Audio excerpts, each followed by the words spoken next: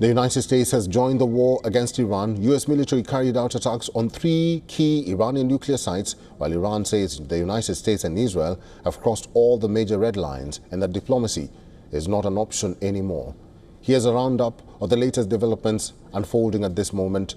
According to Israeli media reports, an Israeli official has said that Netanyahu was told about U.S. strikes on Iran 24 hours before American attacks on 3 of Iran's nuclear sites. The top official from Israel went on to say that the country does not expect a major escalation from Iran after American strikes on Saturday.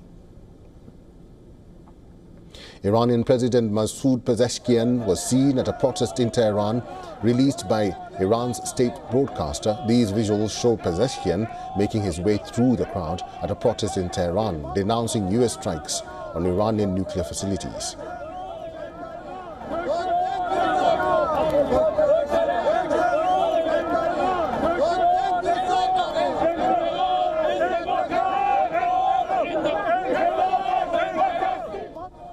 Earlier in the day, Pezeshkian had slammed American military strikes on Iran's nuclear facilities and accused Washington of being the, quote, main driver behind Israeli strikes.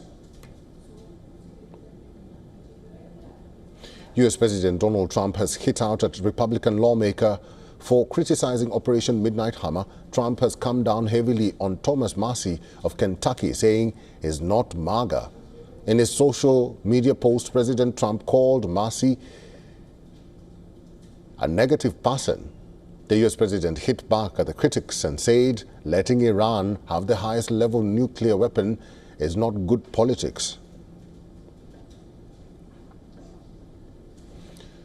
Meanwhile, his vice president, J.D. Vance, has said that Iran's nuclear program has been set back by many years. Vance said that Tehran now has a renewed path to peace after the U.S. struck 3 Iranian nuclear sites.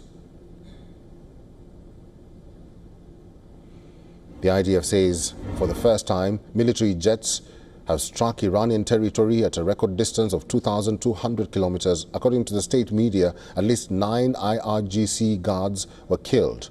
The missiles targeted storage facilities for Khorramshahr, surface-to-surface missiles in the Yazd area, marking the farthest reach of Israeli airstrikes to date. Reportedly, around 30 Israeli fighter jets hit dozens of targets, including the Imam Hussein Strategic Missile Command Center.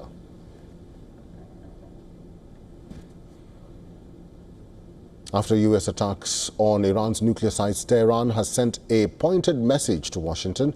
In a social media post, Ali Shamkhani, who's a senior advisor to Supreme Leader Ali Khamenei, stated that even assuming the complete destruction of nuclear sites, the game is not over. Shamkhani says that all of Iran's enriched materials remains intact.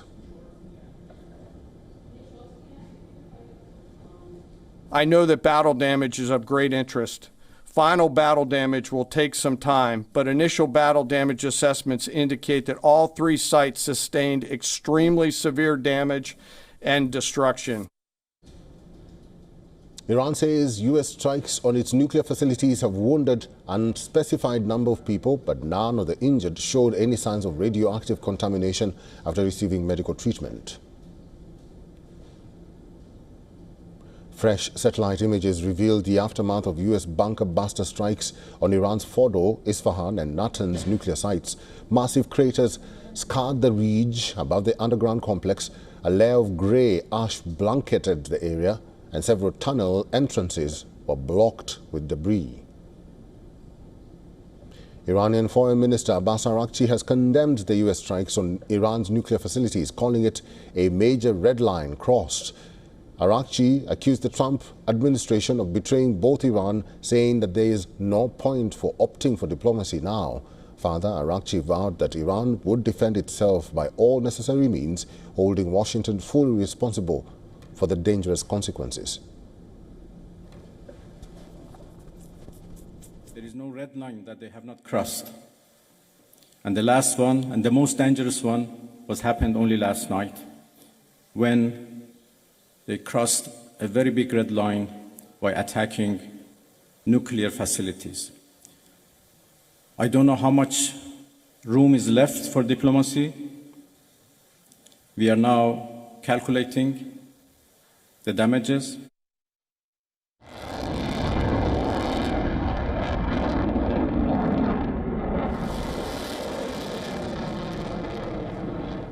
Iran's armed forces say they targeted multiple sites in Israel, including Ben Gurion Airport, after U.S. attacks on key nuclear sites. At least 86 people were injured after Iran unleashed 2 massive missile barrages on Israel. Several buildings were heavily damaged in the Ramat Aviv area in Tel Aviv.